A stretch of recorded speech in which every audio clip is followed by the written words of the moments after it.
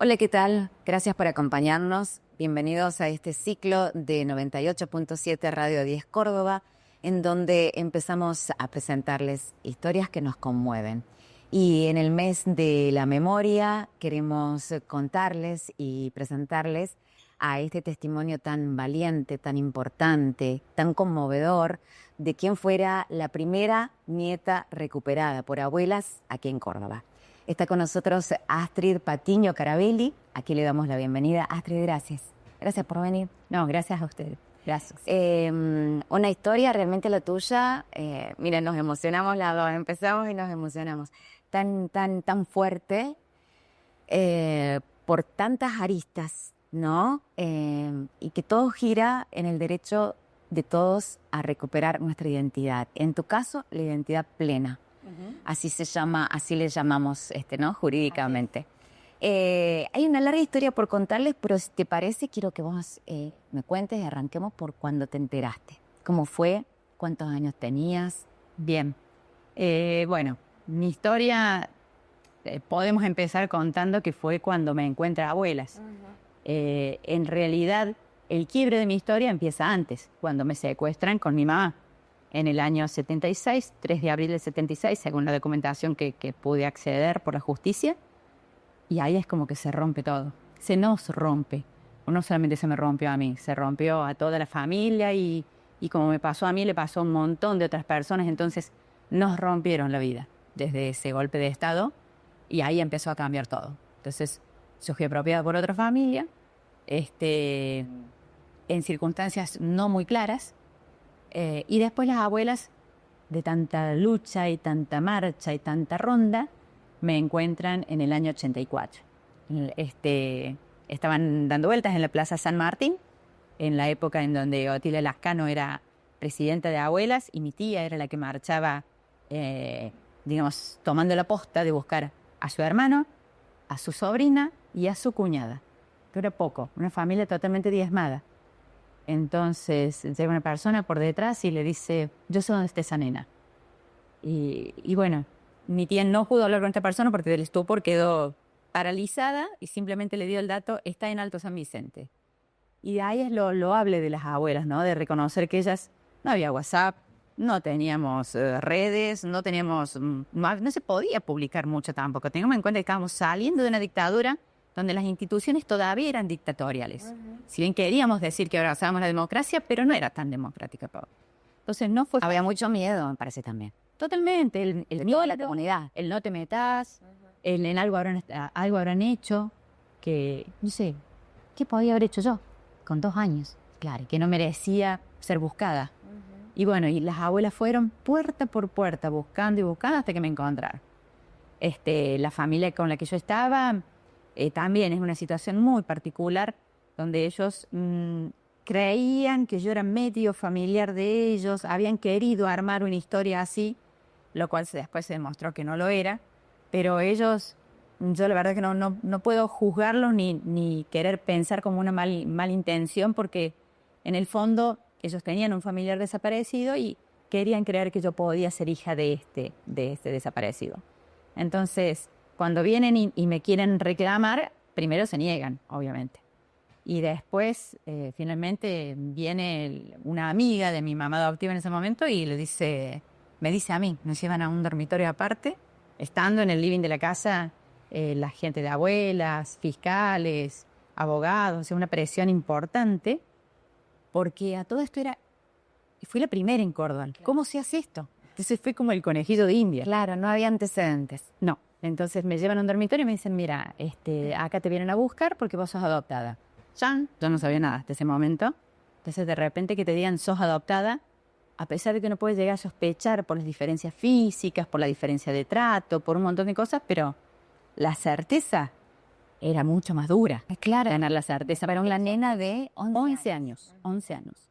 Entonces la primera reacción mía fue decir, ¿y dónde están mi papá y mi mamá?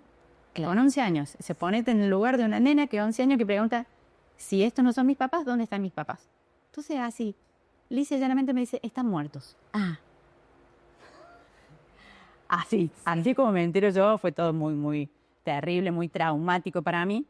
Y después, Empiezo con tratamiento psicológico, médico, me enfermé, un montón de cosas, todo el proceso legal, y al cabo de un año más o menos, el juez en ese momento es el que dispone que, como me había afectado demasiado, esto de conocer la verdad, era mejor que no tuviera ningún tipo de contacto con mi familia biológica, que me quedara con mi familia adoptiva, y aquí no pasó nada.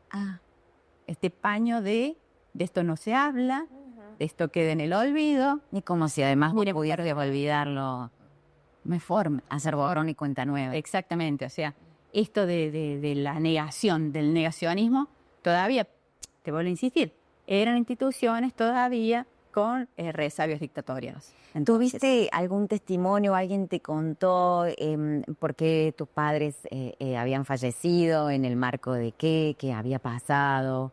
¿Por qué ellos desaparecieron? ¿Por qué se desmembró esta familia? ¿Alguien te contó algo? ¿Te compartió algo? Y tuvieron que pasar muchísimos años, porque vos imagínate que después de esa resolución del juez, fue de esto no se habla, y cuando yo quería preguntar en el seno de mi familia adoptiva era, no se habla, no preguntes, no le digas a nadie, de esto no hables con nadie afuera, no, nada de nada, de nada. Entonces fue atravesar toda una adolescencia y mi primera juventud en un silencio, en una cosa tan dolorosa, tan difícil, porque eso, me sentía en una familia que no era la mía y tampoco podía saber mucho más. No sabía dónde preguntar, porque también en esas épocas estamos hablando de años 90. Mucho no se hablaba todavía de Finales de los 80, los 90, claro. no se hablaba prácticamente. Y fue que recién cuando yo empiezo la facultad, estudié el secundario y estudié el magisterio, cuando empiezo la facultad, bien, tengo la suerte de que la profesora de filosofía organizó una charla con Ernesto Sábato, nada más y nada menos. Entonces, habíamos estudiado que Ernesto Sábato había escrito el informe del Nunca Más. Dije eso, bueno, él sabe. O sea, de no tener a quién preguntarle y no animarme a quién preguntarle, el lugar donde oficialmente yo podía, y no estaba vigilada, porque la universidad era un lugar donde era mi espacio personal, no estaba vigilada, no estaba cuestionada. Entonces, en esa charla yo le pregunto a Sábato, así tan inocente en mi vida, le pregunto yo que si en el informe estaban los nombres de todos los desaparecidos. Y obviamente él me responde, no, es un informe, es una muestra. Entonces me pregunta, ¿por qué? Entonces yo le digo, porque yo soy hija de desaparecidos. Yo sé que mi mamá se llamaba Gabriela, pero no sé el apellido. Yo sé que mi papá se llamaba Patiño, pero no sé su nombre. Es todo lo que sé. Entonces se queda él así como pasmado y me dice, bueno, dígale a la profesora, acérquese a abuelas. Hay lugares donde ir a preguntar, dice, empiece a hacer su camino. Y fue como que ya tomar coraje y yo empezar a ver a dónde llegarme con los miedos instalados en que de esto no hay que preguntar. No, sí. Entonces, esto supongo yo de la familia con la que vos te habías criado. Que yo seguía viviendo, que era tu familia. O sea, tenés que hacer esto escondidas también. Y bueno, también me llevo a abuelas con la imagen clarísima de que yo lo único que quería era saber información de mi papá y mamá y ver una foto. Lo que yo más pedía era, por favor, ver una cara de mi mamá y de mi papá. Estoy hablando de 22 años, 23 años. Cuando llego a las abuelas, me dicen las abuelas, no hay. No, se me partió el alma en 80 pedazos. Pero yo dije, es todo lo que pido. No pido tanto, no estoy pidiendo algo. Bueno, me costó mucho entender, pero muchos años entender, de mi dolor y de mi demanda, porque era todo lo que yo tenía adentro que no lo podía organizar y solamente pedía una cosa, que era poder reflejarme en alguien. Entonces, las abuelas y después mi tía y después otro montón de gente me fueron explicando que en esa época se quemaba toda la documentación y las fotos y todo lo que te vinculase con un desaparecido o con un militante, porque era peligroso. Claro. Este terrorismo de Estado instalado hacía de que vos, por ejemplo, trabajas en la radio y un compañero tuyo lo secuestran, agarran la nómina de empleados y van y hacen una razzia por las casas de todos los empleados buscando una vinculación con esta persona. Además de los libros, de lo que leía, de lo que fuera, viendo si estaba el nombre del escrito, algo. Si pasaba eso, te llevaban y no te veían nunca más. Claro. Entonces, ese terror de todos, o sea, era como que se borraran todos los rastros. O sea, era entendible de que tenían que quemar. Yo decía, ¿cómo una mamá va a quemar las fotos de su hijo? ¿Cómo una hermana va a quemar las fotos de su hermano? Reclamaba yo a mi abuela y a mi tía. Y a las abuelas les decía, ¿cómo van a buscar a alguien sin una foto? Pero pensemos, estamos en una cultura que empezaba a ser la cultura de la imagen, años 90 y largos, contra una cultura de los 70 donde la foto no era tan corriente. Ya teníamos celulares. Cuando desaparecieron mis viejos no había celulares. O sea, hay una cuestión de que fueron cambiando las generaciones, la tecnología y la comunicación. Y eso tuve que entenderlo con el dolor que tenía adentro. ¿Vos querías encontrar alguna imagen que te diera una referencia, una pertenencia, ¿no? A los rasgos de Tuvieron mamá? que pasar 10 años más, a los 30 y pico de años, cuando yo recién ahí pude conseguir la primera foto de mi mamá y posteriormente unas fotitos de mi papá, que no tengo tantas. Pero vos imagínate, desde los 11 años que yo supe mi verdad, tuve que esperar 20 y tantos de años con ese signo de pregunta de saber cómo eran, qué les gustaba, en qué pensaban, en qué soñaban. ¿Me habrán querido? ¿No me habrán querido? ¿Habrán hecho todo esto por mí? ¿Fue una casualidad? ¿Qué sé yo? Un montón de preguntas, millones de preguntas, pero sobre todo poder ver la foto. Era tremendo. Claro, por supuesto. Y no podías encontrar en ningún referente de las familias de ellos. Y no, porque no tenían. Encima la familia de mi mamá, una familia que desapareció prácticamente porque mi mamá era italiana, ellos llegan al país cuando ella tenía 7 años, ella era hija única y su papá y su mamá fallecen cuando ella era muy jovencita. No sé exactamente los años, pero sé que más o menos, por lo que me explicaron, cuando ella ya estaba estudiando en la facultad, ya era huérfana. Sin familia en la Argentina. Claro. O sea, creo que tenía una tía, pero en Buenos Aires, con la cual no tenía mucho contacto, o sea, nada. Y de mi papá tenía solamente una hermana y su papá y su mamá. O sea, mi abuelo, el papá de mi papá, al poco tiempo que desaparece mi papá, fallece. De la tristeza. Claro. Fallece por la tristeza de la desaparición de su hijo. Y de su hijo y de su nieta. O sea, me cuesta meterme en la historia, pero bueno. Y quedan con esta historia mi abuela y mi tía, las cuales ya después padecieron un montón de enfermedades, pasaron 2 o 3 cánceres cada una, cánceres distintos. O sea, yo pienso que el cáncer es como una enfermedad que a ellas les afectó por la tristeza, por el tremendo dolor, le pegó en el cuerpo. Claro. Entonces, ellas tampoco, al no tener nada de ellas, y no había otro círculo de familia, no se pudo hacer mucho más de conseguir imágenes. Y lo peor de todo, que eso seguramente a más de uno se va a identificar, lo más cruel fue cuando me convertí en mamá. Porque nos pasa a todos cuando nacen nuestros hijos, que vos decís, ay, ¿a quién se parece? Se parece al papá, se parece a la mamá. Mirá, hace esto como el abuelo, hace esto como... Y viene la gente y te dice, mirá, tiene la nariz del abuelo.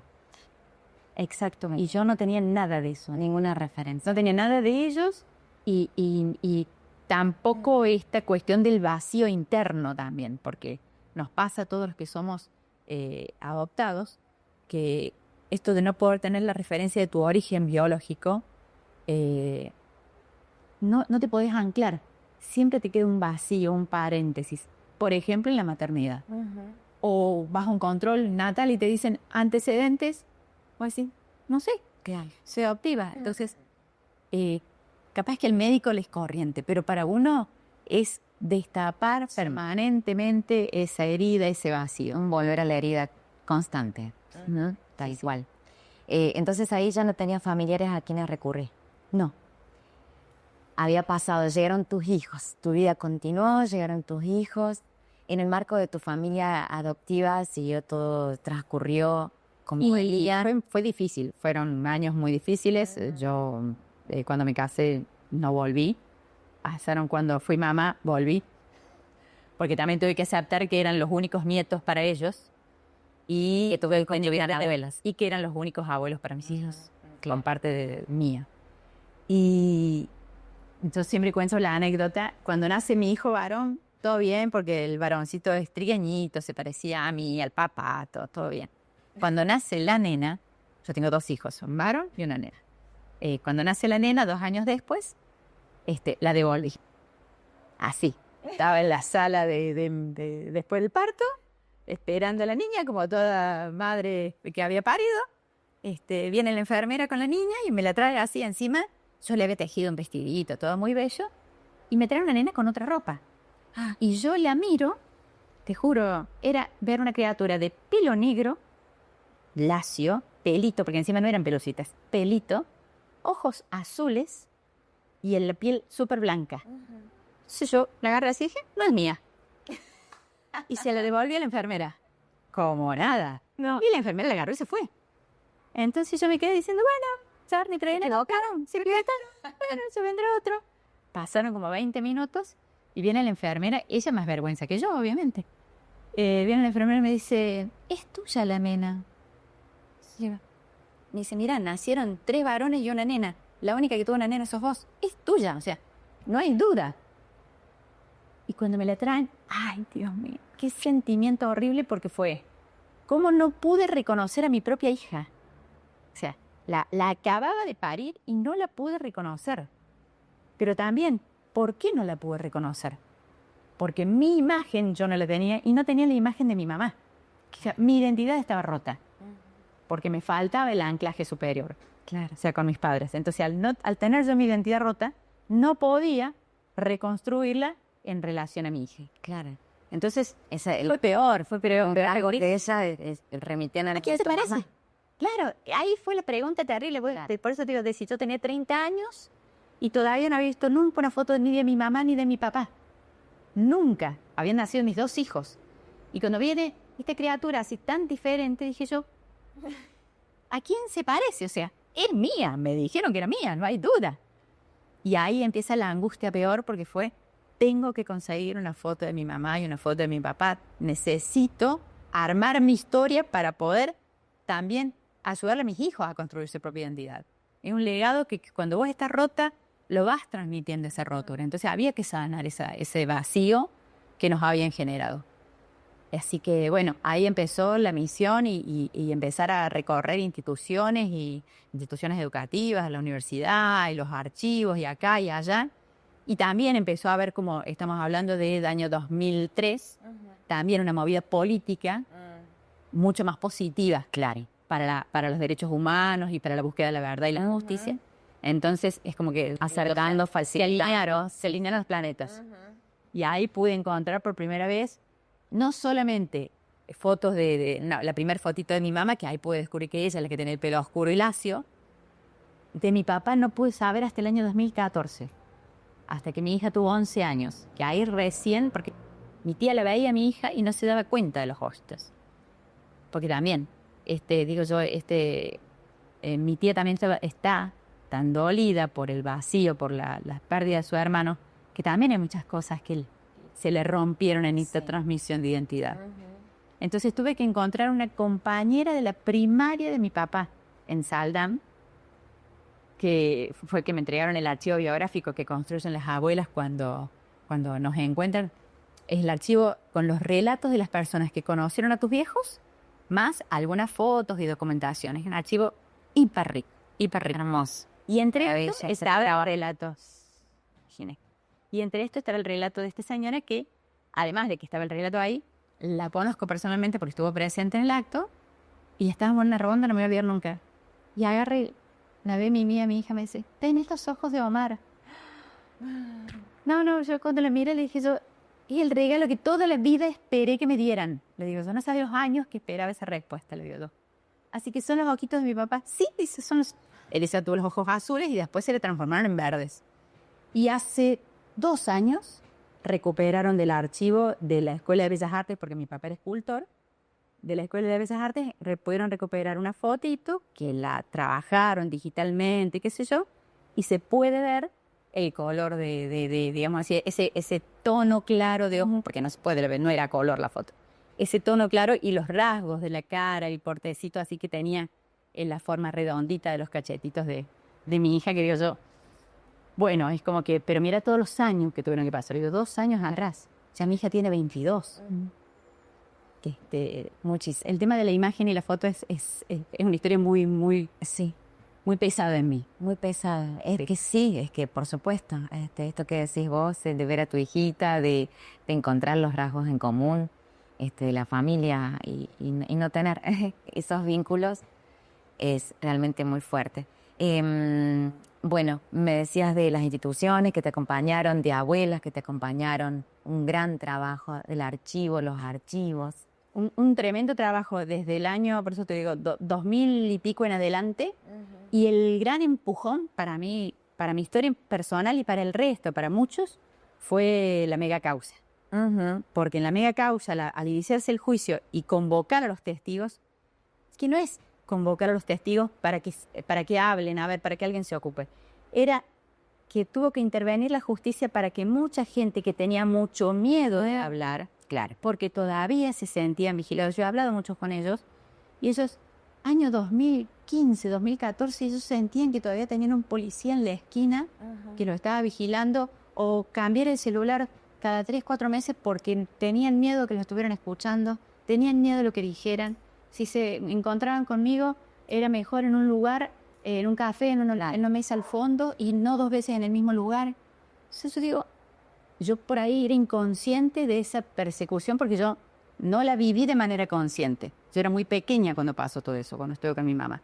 Pero los sobrevivientes, sí, claro. Y los sobrevivientes que hoy nos acompañan todavía, sienten esa inseguridad todavía, esa falta de libertad. Es una marca que ahorita realmente se te vaya, se me ocurre. No, es Dios mío, digo yo, gracias a Dios yo perdí la memoria de esos 2 años y medio, no recuerdo nada.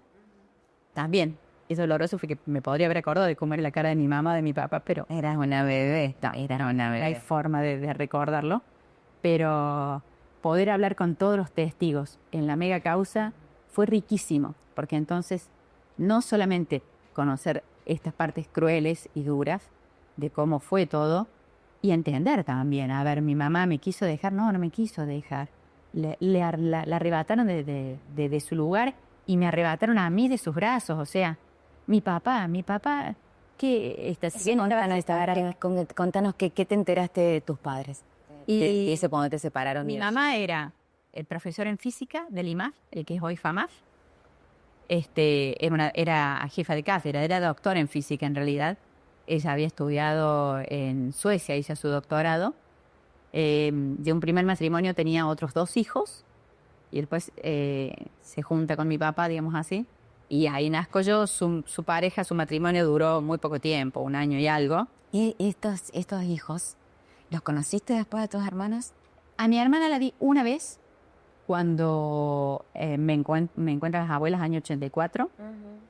La vi así, un ratito, que ella apareció y es como que dijo, bueno, ya está, te encontraron. Y después, con la apertura de Facebook, año 2008, yo en esta desesperación de buscarlos a ellos, buscar fotos de mis viejos, qué sé yo, la logro localizar a mi hermana y a mi hermano. Y bueno, ambos me dijeron que no, que estaban fuera del país en ese momento. Y me dijeron que no, que ellos no querían saber nada conmigo, que era preferible que eso pasase a ser parte del pasado, que se quedase ahí, o sea, mi mamá desaparecida y yo desaparecida con ella, y que no me iban a brindar ningún tipo de información, que no quería tener ningún tipo de contacto, que más me tienen bloqueada en todos lados, así que no, por lo de mis hermanas no. Lamentablemente están también muy rotos y ellos no pudieron tal vez salir de ese dolor, y bueno, y quedé yo en esa bolsa de dolor. Y sí, claro. Me decías que, bueno, entonces tu mamá tenía a tus hermanitos, la pareja con tu papá. Ellos estaban relacionados a esto, al ambiente universitario. Mi mamá era profesora en el IMAS y mi papá era un profesor de escultura. Él era egresado del Figueroa Alcorta, que era la escuela Figueroa Alcorta, no era una universidad en esa época.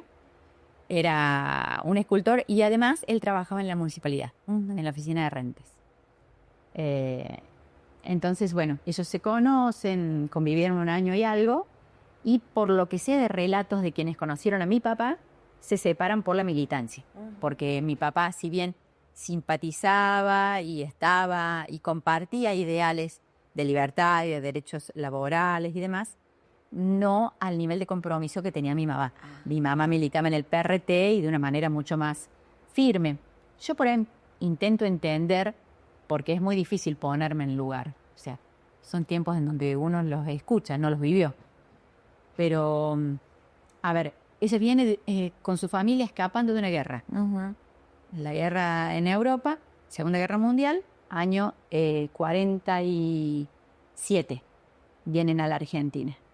Entonces, sus padres deben haber venido con este deseo de libertad, de seguridad, de pelear por los derechos, y se encuentran con un país en donde tenían esas posibilidades, donde su hija pudo estudiar, pudo tener una carrera universitaria, tener una profesión.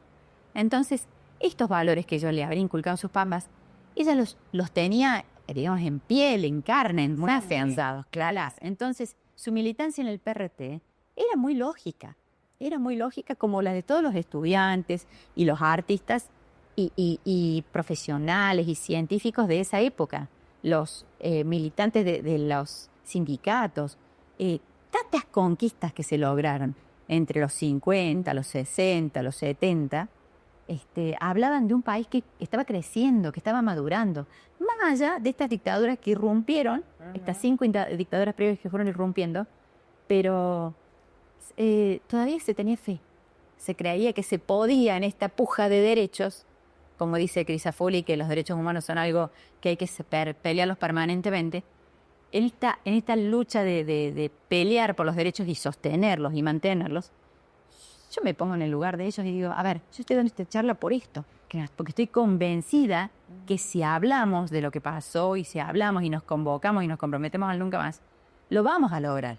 Bueno, entonces me imagino que estoy como embestida en lo que era mi vieja en los 70. Entonces, y mi papá habrá sido de otra forma, un artista más bohemio, con las mismas convicciones, pero no con la misma fuerza, con la misma vibración.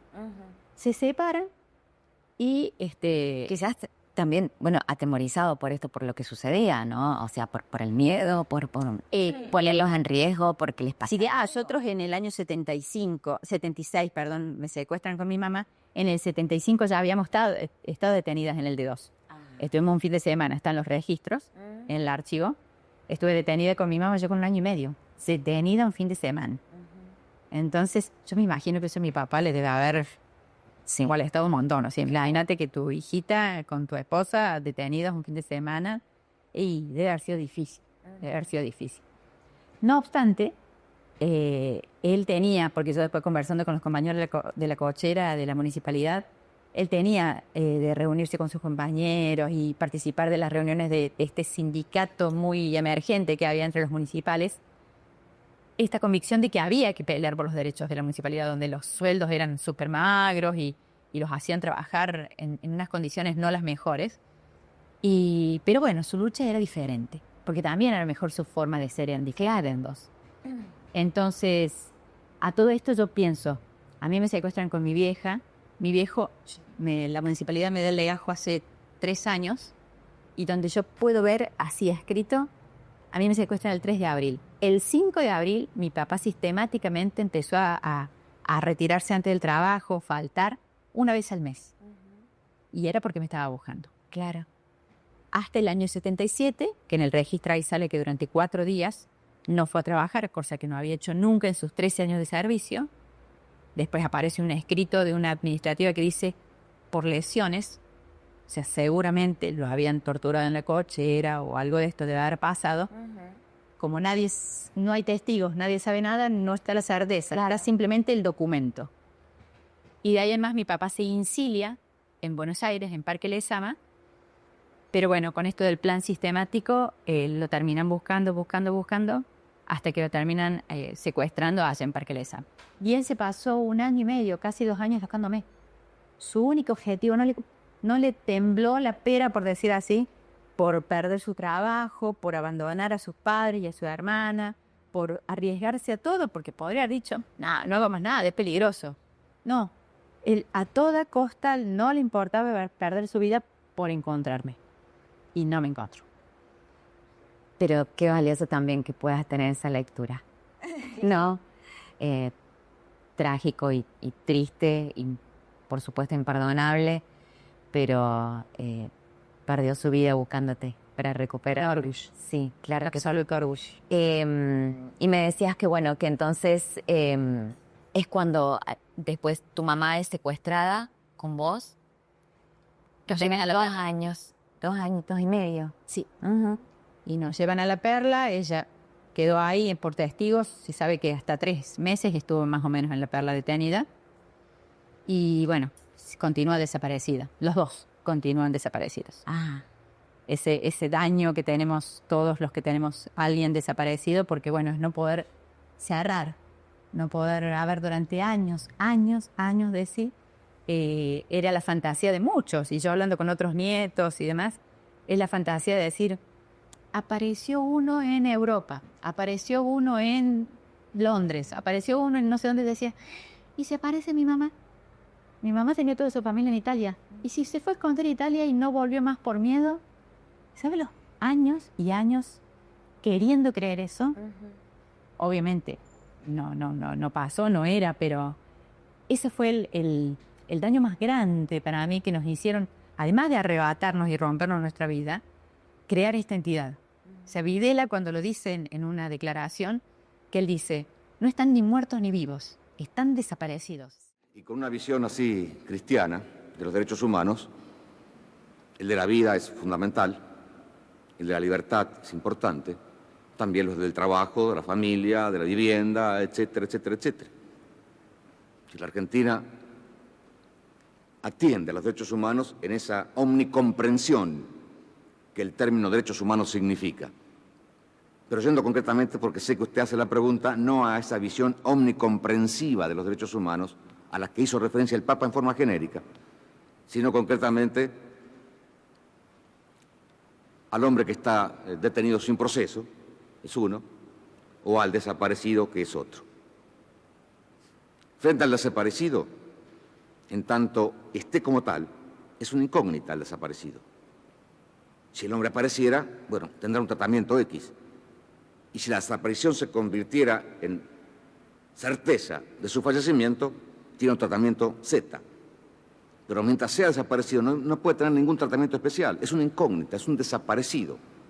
No tiene entidad, no está. Ni muerto ni vivo, está desaparecido. Él creó una entidad que fue la que nos rompió a todos. O sea, pensar en que, a ver, ¿dónde están? Se fumaron en el aire. Y se han hecho excavaciones, y se han buscado, y han aparecido algunos restos, y él, y todos los demás. y da una sensación que hubiese un goce en esa definición, ¿no? ¿Tal cual? Porque no hay un cierre, realmente algo concreto para decir, y me parece que lo paroverso sería eso, ¿no? Como dejar este rótulo de Por ello yo de discuto, invisibilización. yo discuto mucho con jóvenes actualmente que te dicen, bueno, dice, pero la culpa estará en los dos bandos, porque se atacaban mutuamente, porque también hubo policías y militares que fallecieron y qué sé yo. Pero a ver, primero, policías y militares estaban trabajando. ¿Por qué? Porque la dictadura se instaló usando los elementos del Estado, las instituciones y los recursos del Estado. Y estoy segura que muchos de esos policías y de esos militares de cargos inferiores no habrán querido ir a secuestrar gente, o torturar mujeres, o torturar niños. Pero estaban prisionados, había un terror instalado. O lo hacías o te matamos a vos y a tu familia. Era así de simple. Claro. Era un terror instalado. No es justificarlos. Es tratar de entender, de abrir mi cabeza y tratar de entenderlos. No perdonarlos, entenderlos. Entonces, si se quiere cruelmente decir, tenían que hacer su trabajo. Les doliese o no, tenían que hacer su trabajo. Los militantes, como mi mamá, ¿qué hacían? Peleaban por sus derechos. Algunos con armas, otros con papeles. Cada uno lo hacía con la convicción que tenía. Lo hicieron bien, lo hicieron mal, no lo sé. Hoy tenemos nuestros derechos. O sea, la forma en cómo sucedió, si era la perfecta, no lo sabemos, porque en ningún libro está escrita. Sí sabemos que la lucha esa nos permitió hoy que vos y yo pudiésemos ir a la facultad, tuviésemos salud pública, pudiésemos andar en la calle tranquilamente, podamos reunirnos en la plaza, tomar un helado sin que nadie nos diga acá no pueden estar, poder cambiar mi nombre, poder recuperar mi nombre. O puede cualquier otro decir, no quiero tener más este apellido, voy a tener el apellido solamente de mi mamá o de mi papá. No quiero tener más este nombre, no me gusta, me lo quiero cambiar. Un montón de cosas que hemos logrado gracias a aquella lucha. ¿Qué cuál? Perdieron su vida por los derechos. ¿Sabe cuál? Y el Estado tampoco tiene por qué usar estos métodos, ¿no?, de terror. A todo esto, te termino la idea anterior. Ellos estaban, por decir, trabajando, usando la maquinaria del Estado, Claro. ¿sí? Para, digamos, suprimir a la gente que pensaba contrario y que actuaba en forma contraria. No hubo juicios. Claro. Simplemente los chuparon, se los llevaron y no están más. Al paso de los años, con la lucha de todas las instituciones, de las abuelas, de los presos, los expresos políticos, de los sobrevivientes, de las madres de Plaza de Mayo, de hijos, y cuántas otras instituciones se han logrado llevar a cabo los 600 y pico de juicios. Y se han logrado recuperar un montón de centros clandestinos y ponerlos en conocimiento de que existían y qué pasó ahí, y contarle a la sociedad. Y a esta gente que tenía esa cabeza tan macabra, como fue en el juicio de la mega causa de la Perla, y como en tantos otros juicios, llevarlos y decirles, usted hizo esto mal y ahora va a estar detenido, le vamos a quitar su libertad, no su vida. Su familia lo va a poder seguir viendo, lo va a poder seguir escribiendo, le va a poder seguir visitando. Claro. El derecho que a nosotros nos quitaron. Entonces, eso es inclaudicable. Claro. Y eso es lo que me interesa mucho que los chicos que hoy discuten en esta falta de información, dicen, no era en la famosa teoría de los dos demonios. No, los dos, algo hicieron uno y los otros. No. A mis viejos y a tantos otros, los desaparecieron a ellos con sus familias, con todo. Y no tenemos ni siquiera una tumba donde llevar una flor. No sabemos qué fue de ellos. Distinto es de cuántos años hace por lo menos 20 años que estamos trabajando con los juicios. Y los juicios es para llegar a la verdad, para tener la información. A mí me devolvieron fotos de mis viejos, saber cómo eran, saber qué les gustaba y qué no. Y a las personas que le hicieron daño, privarles de la libertad. Hacerles ver lo mal que hicieron a ellos y a la sociedad, porque diezmaron toda una generación.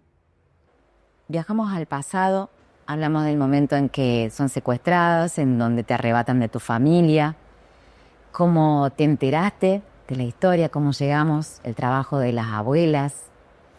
Y después viene otro camino. ¿Cómo nace la inquietud?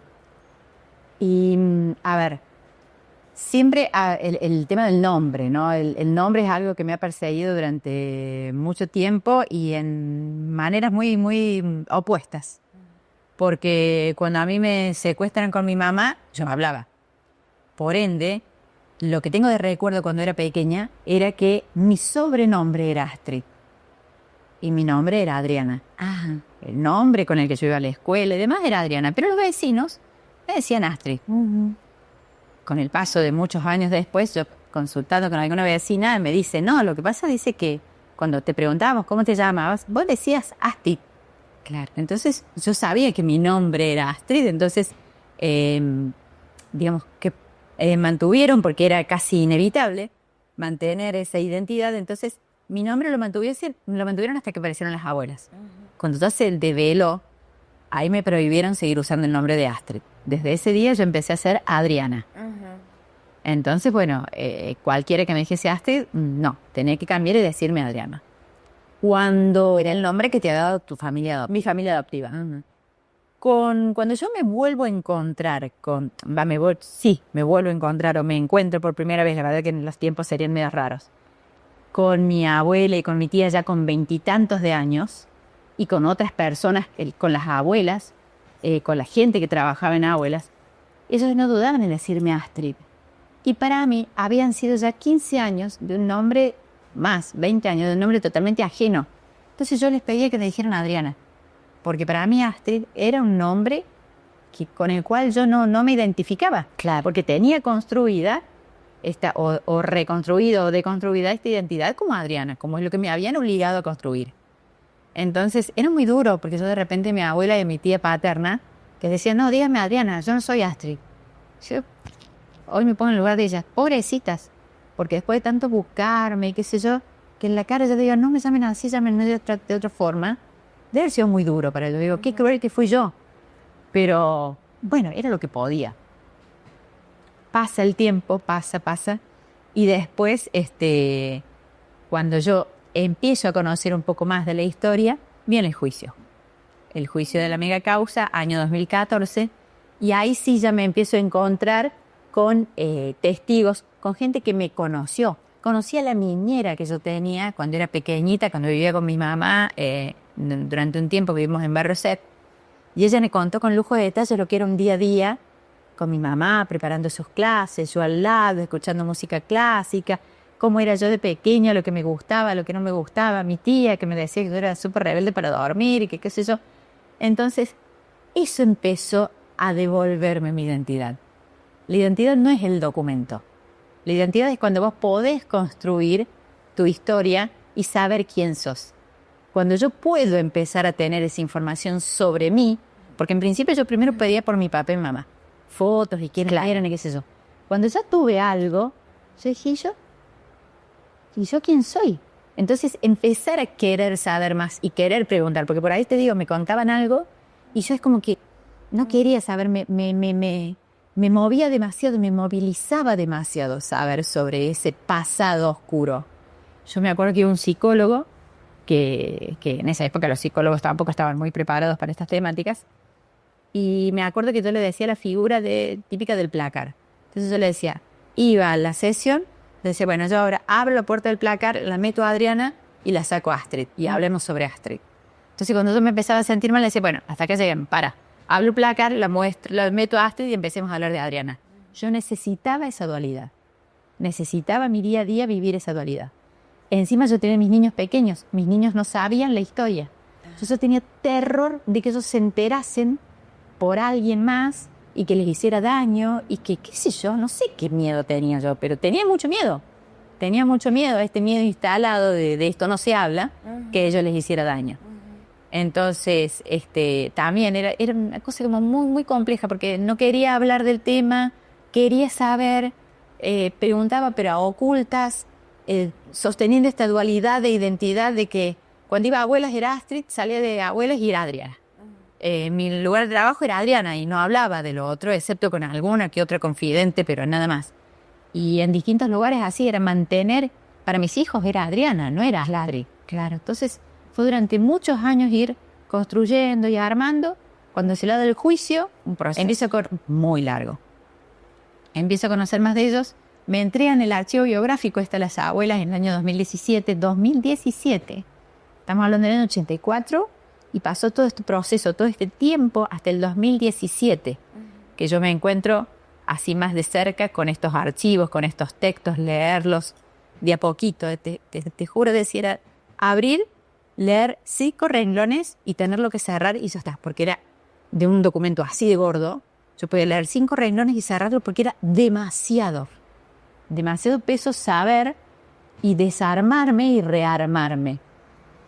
Entonces, destruir ese placar y tratar de reconvivir a esas dos personas que era yo misma. Claro. Parecían 2 historias distintas, pero era la misma. Entonces, bueno, pasa todo esto. Mientras termina el juicio, en el medio, es última de las sesiones del juicio de los testigos, la citan a mi tía, a la hermana de mi papá, a declarar y saca como en onda película de Hollywood, como prueba, así que yo no sabía que ella lo tenía. Cuando le preguntan, ella dice, no, porque está mi sobrina y qué sé yo. Entonces le dice el juez, ¿cómo sabe que está su sobrina? ¿Cómo puede usted decir que tiene una sobrina? No, yo tengo una sobrina, papá. Entonces saca así de su cartera y dice, su partida de nacimiento. Mi partida de nacimiento, que yo nunca la había visto. Entonces me quedé. Entonces, bueno, cuando termina el juicio, le pido yo a ella que me diese la copia de la partida. Fuimos, hicimos la fotocopia. Y ahí empezar a leerla 100 millones de veces, es que yo tenía un documento diferente, que tenía una fecha de nacimiento diferente, la hora en que había nacido. Yo decía, era algo que en mi vida, era un regalo que en mi vida hubiera imaginado que lo iba a recibir. Y estamos hablando del año 2016 más o menos. Mira cuántos años pasaron para que yo me encontrase con esa información. Encontrar que quien había firmado para registrarme era mi papá, o sea que mi papá estuvo presente en mi nacimiento, mi mamá, o sea, cosas muy lindas que me devolvían ese quién soy, ¿sí? Y bueno, entonces ya con la paz Ya algo, pero también muy fuerte en este proceso de incorporar, de afianzar de quién verdaderamente eras, lo que había sucedido, y de incorporar esta nueva información, ¿no? Como decís, la hora del nacimiento, lo que vos decías recién, que para las personas que han tenido otra historia, les resulta tan natural cuando una mamá cuenta, vos naciste tal día, era un miércoles a las 5 de la mañana, y vos estabas incorporando por primera vez lo que era realmente. a los 40 y tantos de años. Sí. Sí. Es más, decir, era próximo, me acuerdo que era próximo mi cumpleaños, y que yo lo celebraba en noviembre, y yo dije, este no es mi cumpleaños. Yo no nací acá, y era negarme e imponerme con todo mi entorno, con mi familia adoptiva, con mis amigos, mis compañeros, toda la gente que me acompañó durante toda mi vida a celebrar mi cumpleaños y decirle, no lo celebro más. Claro, un montón de gente lo entendió, otros no, porque le parecía que bueno, como que la fecha de cumpleaños no es tan, lo importante es celebrar la vida, que yo decía, no. Yo quiero celebrar el día que yo salí de la panza de mi mamá. Por O supuesto. sea, tenía esa posibilidad. La vida y la justicia me la había regalado y yo la quería. No la pensaba devolver, no la pensaba pasar por arriba. La quería. Entonces, a partir de ese año empezar a cambiar mi fecha de nacimiento y mi fecha de cumpleaños, el signo de caso de acá, cambié el signo. Claro, te Porque cambió la carta de noviembre pasé a abril. Claro. Entonces, bueno, todo esto que era muy fuerte, y ya ahí sí empezar a presionar a las abogadas y a los fiscales con que yo necesitaba recuperar mi identidad. Hasta ese momento, la justicia, en la mayoría de los casos, porque la mayoría de los chicos apropiados fueron nacidos en cautiverio. Entonces, era mucho más simple, porque tenían DNI único. No tenían que cambiar el número de DNI. Mi caso era mucho más complejo porque yo tenía una identidad previa, tenía 2 años y medio con un documento, con todo lo demás, y después me cambian todo. Entonces yo reclamaba tener la identidad con la que me habían anotado mi papá y mi mamá cuando nací. Claro. Simple. No era tan simple hacer eso. Y por otro lado, que la justicia entendía hasta ese momento que lo que tenía que hacerse primero era investigar cómo fue el circuito de apropiación, la supresión de identidad. O sea, primero, ¿por qué te secuestran? ¿Quién te secuestra? ¿Quién te lleva a su casa? ¿Por qué no te Te voy a devuelven? preguntar, claro, cuando la secuestran a tu mamá y la separan, en ese, ahí falta algo, el puente, ¿qué pasó? ¿Cómo llegás? Y no ahí? está. No. Y no está. Ah. Nadie abre la boca. ¿Quién te llevó? Quien tuvo esa información ya no lo está más, o sí, no lo sé. Este famoso pacto de silencio no sobrevive. Todavía está, de esto no se habla. Y bueno, hay gente duramente de que se tiene que bancar esto, ¿no? ¿Viste? Y se van a la tumba con esa información. Que ellos tuvieron una partida de nacimiento adulterada o con algún médico o un cómplice para que poderte dar tu nuevo nombre y tu nuevo segmento. Todo, digamos así, pseudo legal. Porque si bien tiene una firma de un juez y todo lo demás, la partida de nacimiento y después la adopción, que fue una adopción plena, legal, aparentemente, Sí. pero es de una partida de nacimiento falsa. Claro. Porque a mí me adoptan diciendo que yo me llamaba Adriana González y que era una nena que mi mamá me había regalado porque no tenía recursos para mantenerme. En Capilla de los Remedios, nada que ver. Capilla de los Remedios nunca tuvo ni un juez de paz, ni un registro civil, ni nada, por ende nunca me pudieron haber notado ahí con un certificado de nacimiento. Claro. Era totalmente falso. Totalmente falso. Bueno, cuando se investiga todo esto, faltaban elementos. Al no tener estos elementos de cómo fue ese circuito, no podíamos llegar a la restitución de identidad. Fue batallar desde el 2016 hasta el 2020-21 aproximadamente, que no se destrababa eso, no se destrababa. Y yo con esta cuestión de que seguramente debo tener mucho de mi mamá, entre la obstinación y la lucha, Pandemia, 2020, la bendita pandemia, a mí me benefició. Porque al no tener que ir a trabajar, me dediqué a estudiar. Y dije, tiene que haber un vericueto legal para que esto se pueda destrabar. Yo tengo... Desde un punto de vista científico, ¿hubo alguna muestra o un análisis de ADN con los parientes que sobrevivieron a tus padres para confirmar esto? Sí, con el vínculo. Con el juicio de la mega causa se le tomó el Museo de Antropología Forense le toma muestra a mi tía y ahí se comprueba la afiliación de un 68 o algo así %. A ver, el ADN para que sea de un 99,9 tiene que ser con tu mamá o con tu abuela materna. Y yo no tengo ninguna de las dos. Claro. No tengo, ni siquiera sé dónde están los restos de mi abuela materna y mi mamá desaparecida. Entonces, al hacerlo por la línea del padre, ese porcentaje baja.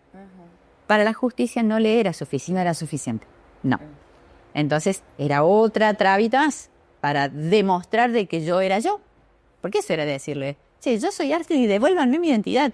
Todo lo demás no me importa. Quiero mi identidad. Era permanentemente pelear con eso en tribunales. Viene la pandemia y empiezo a estudiar abogacía. Pero con ese firme objetivo. Era encontrar un profesor, un especialista en legalidad, en identidad, y que me dijese, sí hay una posibilidad, sí la hay. De que esta persona que figuraba en esta partida de nacimiento que tenía tu tía, eras vos. Claro, tenía que poder... La justicia quería que tener pruebas fehacientes de que esta persona de esta partida de nacimiento era no solamente las pruebas fehacientes, sino poder salvar, dejar de lado la investigación de cómo fui apropiada, en qué condiciones, cómo fue el aparato para la supresión de mi identidad, quiénes intervinieron en la justicia para hacer esta adopción legal y ilegal. Dejar toda esa investigación de lado, porque esa gente ya no está, o no habla, o lo que fuera, y poder dejarla en suspenso, no ignorarla.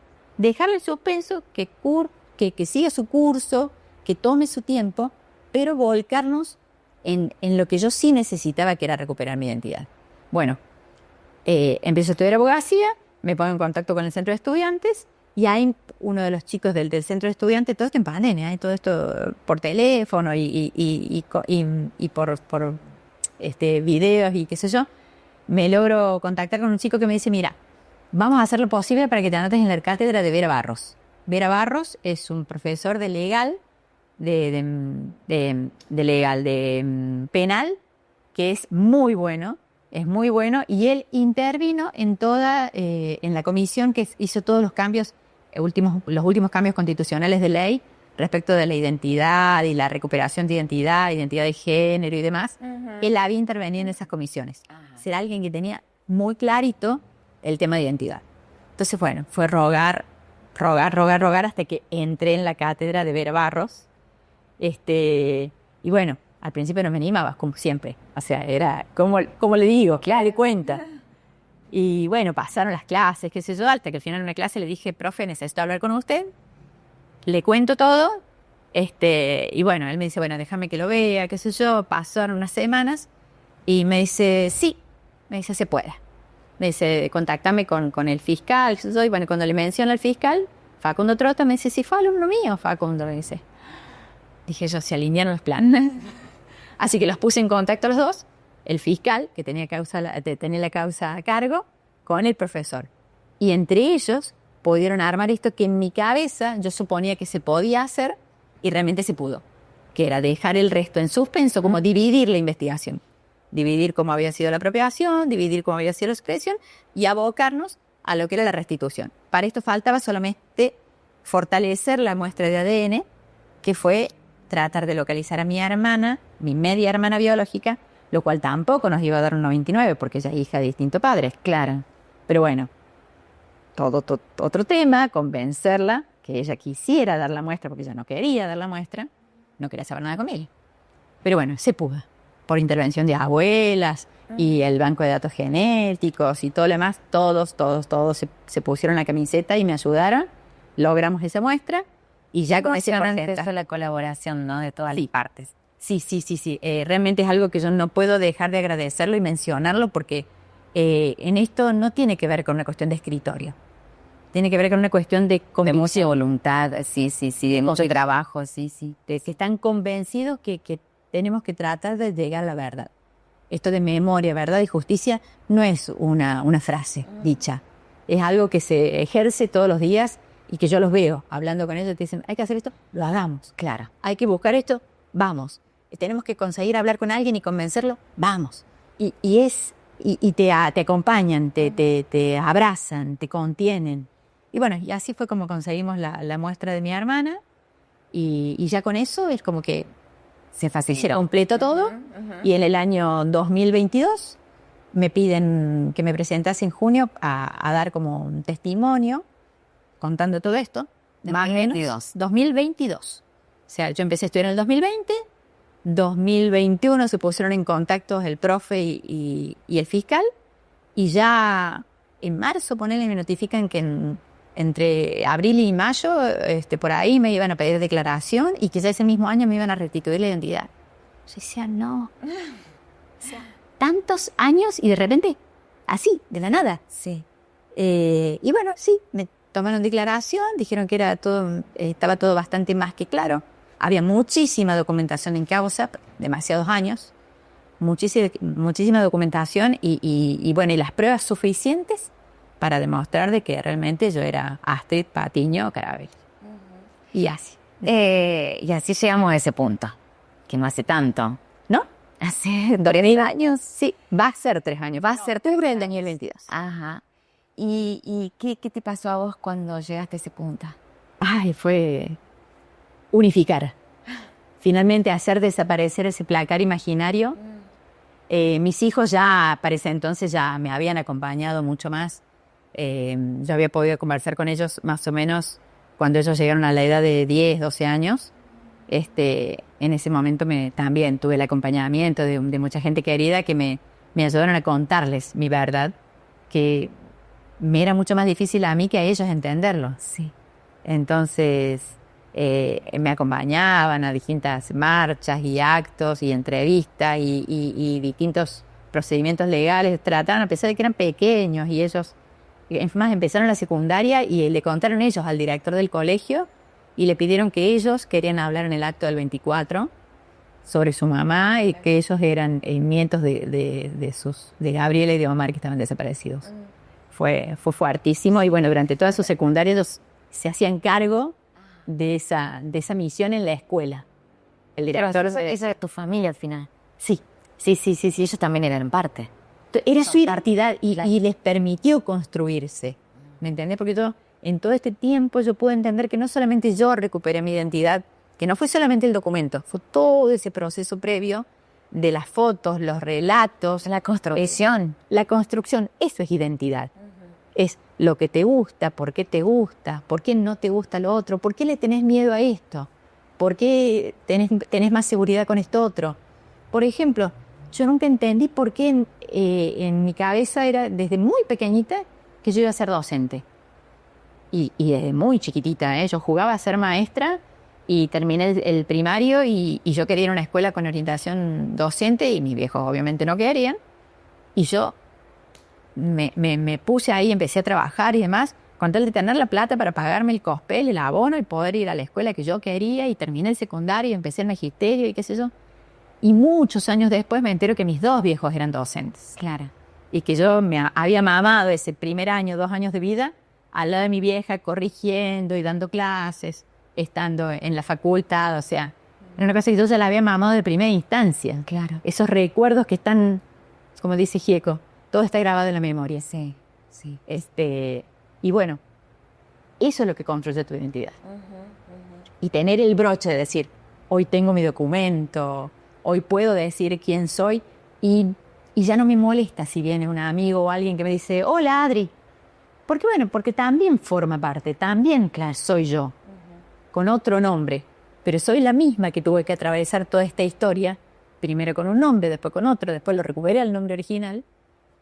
Pero bueno, amigarme con esa historia y poder armonizar con todo el entorno, con mi familia adoptiva, con mi familia biológica, con todos, poder entender, aceptar Eso también otro proceso, ¿no? Sí. Decíamos para otras víctimas, cómo transitarlo, qué narrativa asumir y construir, ¿no? Sí, sí. Para paliar el dolor. Es que las abuelas nos han enseñado mucho eso. Poder hacer la búsqueda de otros y de uno mismo desde el amor. Que la búsqueda sea no desde el odio, no desde el rencor, no desde la revancha, porque no te lleva a ningún lado. Que la búsqueda tiene que ser desde el amor, desde el entendimiento, desde que si algo no lo entiendes, busca la información, perseguila, lucha, porque vas a llegar a algo. A lo mejor no tengas toda la información, yo no la tengo, pero con lo que tengo lo intento rearmar, le intento dar forma y darle sentido, pero de una manera armónica, que me permita construir, no romperme, construir mi identidad, la identidad de mis hijos, la identidad de toda la familia. Pero desde el bien. Claro. Bueno, como para ir finalizando, y esto sería como meramente anecdótico, no tenemos tanto tiempo, pero qué difícil para tu presente después de esto. ¿Cómo te ha ido en estos 2 o 3 años? Lo institucional, lo financiero, lo laboral. Otra parte de la historia. A ver, mis compañeras de a poco lo fueron entendiendo porque yo les fui relatando en esos meses, en esos años, a algunas, a otras se fueron enterando de golpe. Algunos son más solidarios con el tema porque tienen más información, otros no.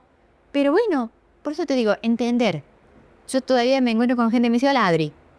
Y digo, bueno, ¿Cómo te conoce? Es como me conoció y es como la puede manejar a la información. Esa persona no es mala ni me quiere hacer daño. Simplemente es como ella se vincula conmigo y hasta ahí llega. Y hay otros que es más, tenemos compañeros de secundario que somos re amigos y me dicen, hola Astrid. Y me dicen, perdón. Me dicen, no, está todo bien. O sea, Sí. yo entiendo que son muchos años de amarme de una forma, pero lo importante es mi proceso. No es lo que sale de tu boca. Porque de tu boca que me digas Adri o Astrid, no importa. Lo importante es que vos entendés mi historia, que es la historia de muchos, y la acompañás y la solidarizás. Entonces, si tenés que hablar, un montón de gente me ha contado que dice, me junté con tan, le conté sobre tu historia. Sí. Y eso está re bueno. Esto que estamos haciendo hoy, de poder contarles a otros, solidarizarnos, porque de esto hay que hablar. De los desaparecidos que todavía no los tenemos, hay que hablar. De las adopciones, hay que hablar. De lo que le pasa a uno cuando necesita reconstruir su identidad, hay que hablar. De nuestros hijos que les privamos de información y de nuestros pareceres y nuestros sentires, hay que incluirlos. Porque lo que uno siente, de una manera u otra, se lo transmite a sus hijos. Entonces, son relaciones mucho más sanas cuando también le contamos los miedos, nuestras miserias, nuestras construcciones, nuestros progresos y nuestras pérdidas. Sí. Nuestras batallas perdidas también hay que contárselas. Sí. Hay que charlarles. Eso construye el día. Qué difícil hacer este cierre. Muchas gracias por tu valentía. He visto, sí, cuando lo has contado en otras oportunidades, cómo, bueno, has sido distinguida también, cómo ahí tu testimonio viaja por el mundo, es imposible no querer contar tu historia. Mi agradecimiento por eso, porque lo sigas haciendo. Mi admiración por este proceso. Qué proceso, ¿no? Mucha voluntad, mucho amor, como decís vos, y creo que todos los que vean y compartan este registro te van a estar enteramente agradecidos por la inspiración que les brindes, el coraje para hacer el trabajo quienes no se han animado, no encuentran o no saben por dónde empezar. Y además también esta responsabilidad que asumís de compartirlo para construir también este presente que heredan nuestros hijos. Así es. Que a estas nuevas generaciones tengan toda esta información. Así es. Esa es Para que no se repita. Esa es nuestra tarea. Para que nunca más volvamos a perder este derecho a la verdad, a la justicia y que tengamos memoria. Muchas gracias.